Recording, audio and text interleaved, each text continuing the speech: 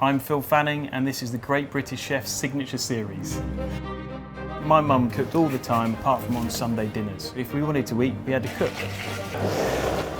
If you're cooking every single week for yourself, you become quite good at it. Learning and practicing your skills and enhancing your craft allows you to take full advantage of those amazing ingredients. It's a very satisfying and relaxing process. Anyone and everyone can cook and should cook. What we're going to do today is a lemon meringue pie. Very simple, very classic, but it's all about the lemons. So we've got the most amazing unwaxed Italian lemons here. What you're looking for is unwaxed lemons, preferably leafy unwaxed lemons. To do that, you probably need to find a local greengrocer who has access to the markets.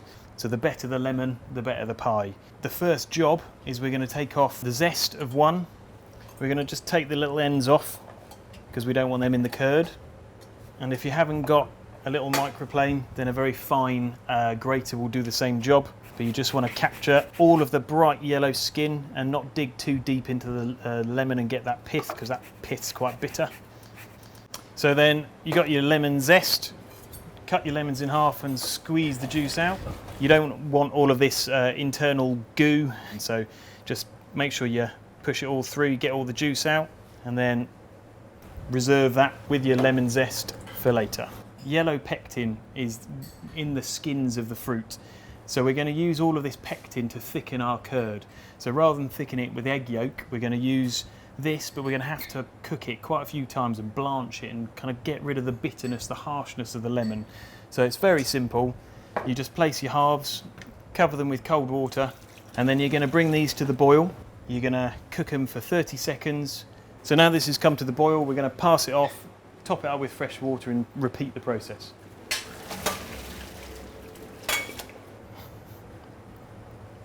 So I've just taken this off the hob. It's had 10 blanches now and is super tender. So it's important to make sure that the texture of the fruit is really soft. So that last cook, you just cook it until it's super tender. So you got your soft lemon skins. We're going to put our sugar in now. And we're going to return that fresh lemon juice and the lemon zest. We're going to bring that to the boil. And then we're going to slightly thicken it with a little bit of corn flour.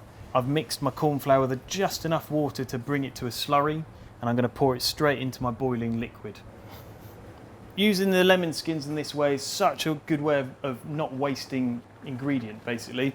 We use all our citrus peels, so orange peels, lemon peels, lime peels. You can make curds, you can make purees, don't waste them. A little pinch of saffron will bring a lovely lemon yellow to it.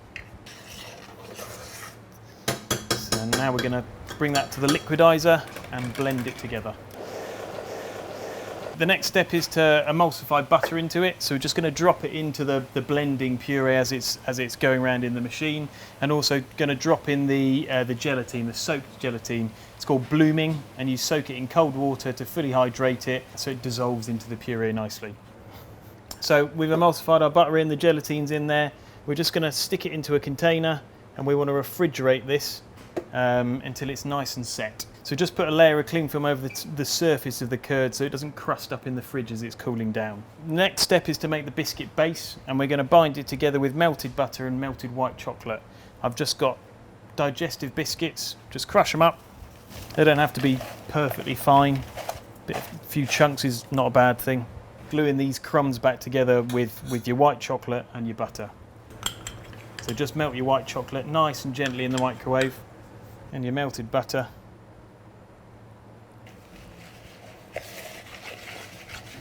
There we go, beautiful. So we've bound our biscuit crumb together with our white chocolate and butter, and we're just going to press it into the base of our cooking vessel. The ratio is really important. You want enough biscuit to work with the lemon, but you need to leave enough room to have meringue on the top. So you want enough curd in there to kind of balance the sweet elements from the other two ingredients. So you just push your biscuit crumb in. So now that's all packed in nice and tight, then we're just going to pop that in the freezer, the blast freezer, or a freezer, for about 10 minutes, just so the base becomes nice and firm, so we can then build the rest of the pie on top of it. So our biscuit base is set, our curd is got cold now, so all of that silky smoothness has come from the lemon skins, a little bit of thickening from your corn flour, and then the butter, the emulsified butter. So we're just going to dollop that into a piping bag. So we just pipe a nice generous amount of curd onto the top of the biscuit.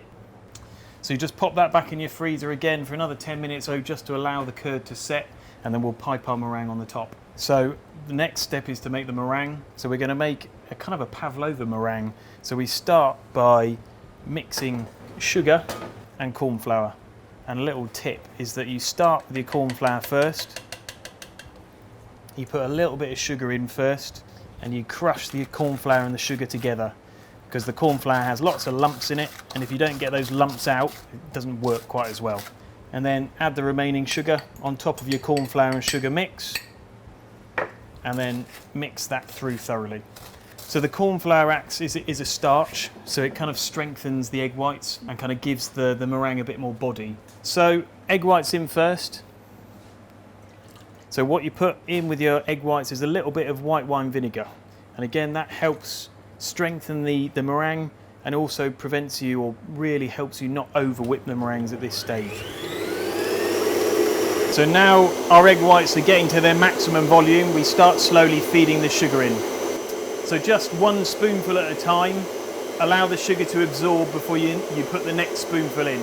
Once you've managed to incorporate all your sugar, turn the machine down to kind of a medium speed and then just let it whisk for about 10 minutes. You can see the meringue's really silky, really smooth. So, meringue in a piping bag, and again you don't have to pipe it on, you can spoon it on and make it look pretty, but what you do want is kind of lots of texture and shapes and kind of angles. So we've got a fluted piping bag here.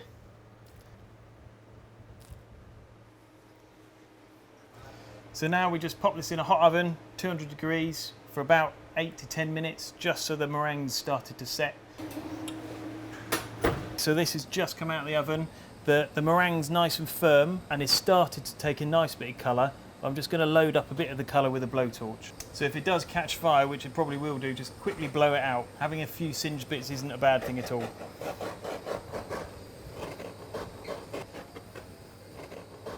So here we are, this is your lemon meringue pie with Italian lemons, saffron and white chocolate biscuit base.